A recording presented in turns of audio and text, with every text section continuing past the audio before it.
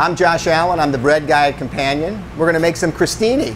Folks always ask us, what if I don't finish the whole baguette for dinner, or what if I want to try to extend the life a little bit out of a bread that notoriously stales very quickly?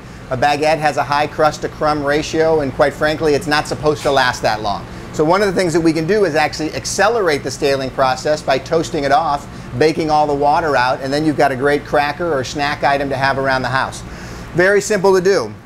I'm going to cut the baguette into small strips, nice thin strips. Keeping in mind I got a little bit of a head start on you, so we're going to take those strips, put them into a bowl. 1, 2, 3 steps. Pour a little bit of olive oil in. This kind of just depends on how you want it. They certainly will dry out without oil. Oil adds a nice amount of flavor to it if you want to. And then also we're going to season them. So a little bit of cracked pepper, a little bit of salt. Really quite as simple as just tossing them. So we're going to have a little bit different amount. We're going to have a little bit different salt on each one. We're going to have a little bit different pepper. Certainly if you wanted to lay them out and brush them with oil and salt and pepper each one the same way, more power to you, go for it. Not something that we always do when we do it. Lay them out onto a sheet pan.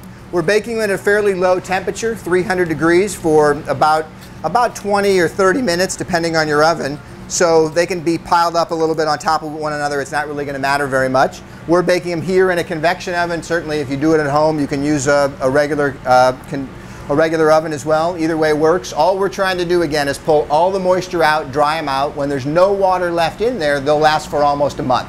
I don't think they'll last that long in your house, but you certainly have that option if you want. So I'm going to stick them in the oven here.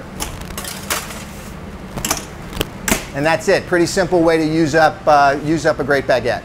So it's been a few minutes in the oven, again depending on your oven.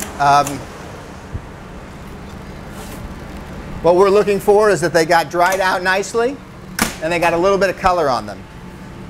So here's what they look like. You should get a nice crust, a nice crunch out of them. They are going to continue to dry out a little bit when you take them out of the oven and keep baking. So these little crostinis, which means little toast in Italian, are just a great addition to the table. Really nice with a little bit of pesto or tapenade, or just kind of with a beer sitting around the table. But they've got really nice flavor. They've got a good crunch. Certainly something that you can enjoy at home.